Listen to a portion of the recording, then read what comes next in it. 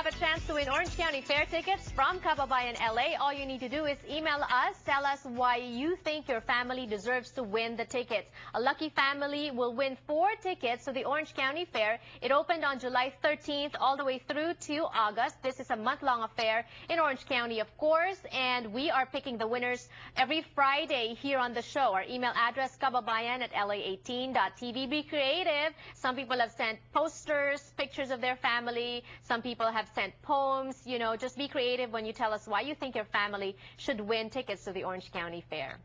Back here in studio, kayo po ay nanonood pa rin ng Kababayan LA at gaya ng sinabi ko kanina, marami po ang dumadaan dito. And though we are Catholic, some people still experience breakdowns in their relationships, in their marriages, and those marriages, some of those lead to divorce.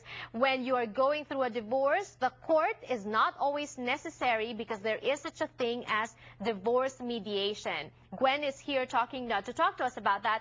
Gwen, hello and welcome to Kababayan LA. Hello, Janelle, and thank you for having me in your show today. Yes, divorce is a very painful process. You know, in any breakdown or ending of a relationship, you're grieving a loss. But then at the same time, it's compounded when you go through a court and have to testify against each other and all that. But you're saying that the peaceful resolution or alternative to that is divorce mediation. Can you explain to us? Yes, that's correct. Yes. Ang divorce mediation po ay ang kabutihan ng divorce mediation ay simula sa number 1, ay inirekomenda po ng korte ito bago nila i-calendar o bago magbigay ng trial date, kailangan pong pupunta muna sila sa mediation.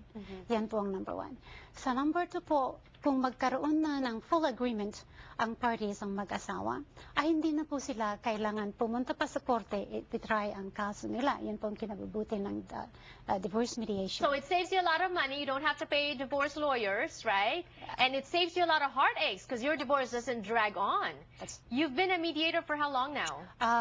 Mahigit na pong 10 taon. 10 taon. What are some of the cases that you've seen? What are some of those, issues?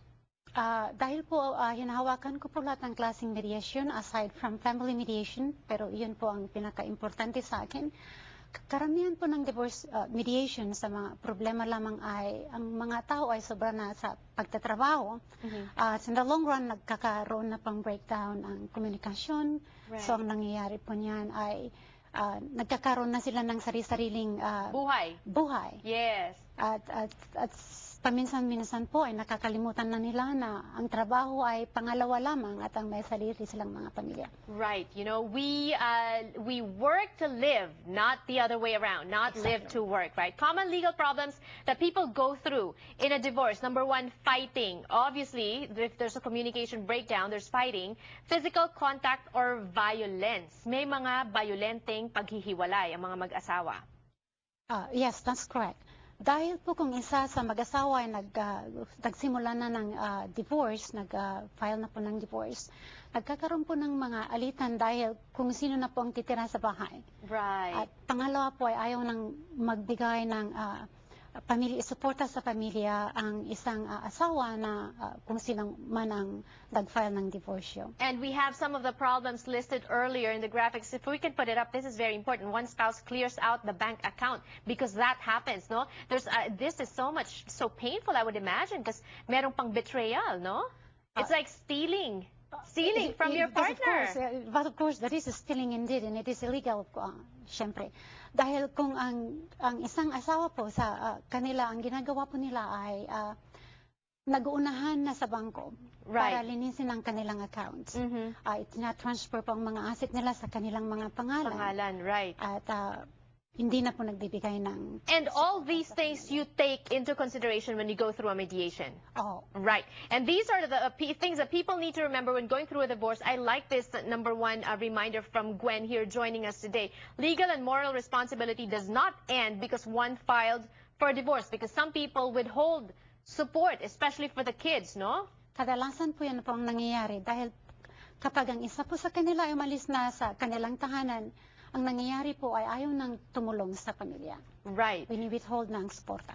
Pero, okay, let's say, for example, just to give viewers an idea, if, let's say, I have a husband and we divorce, I stay in the house, kailangan ko pa rin ba, pwede pa rin ba akong entitled pa rin ba akong kumuha ng spousal support from my husband? I'm not married, by the way. I'm just example lang. Alright. Kung ang mag-asawa po ay nakatira pa sa isang tahanan, wala pa po yan.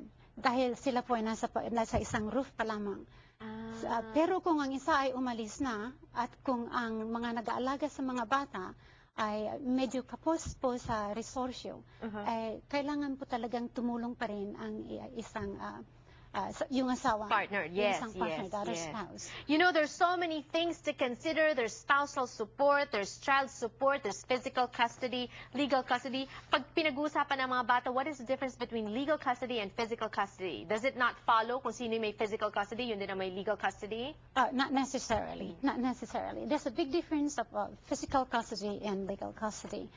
Ang physical custody po ay kung saan tumitira ang mga bata. Kung sino po ang mag-aalaga sa mga bata.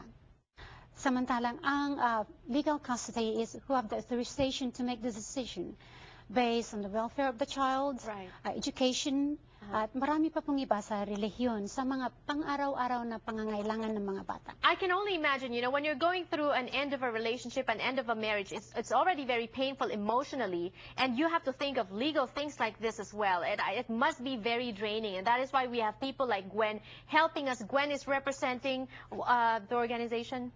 Asian Pacific American Dispute Resolution Center po. Talagang nag-aalay po ito sa ating mga kapwa Pilipino, lalo na po sa mga lugar na medyo mahirap po ang mga resources. And you don't have to go to a lawyer first. Consult them. That's the number to call on the screen. Thank you so much, and more power to you. Scholarship opportunities when we return on the show. Don't go away. Thank you so much.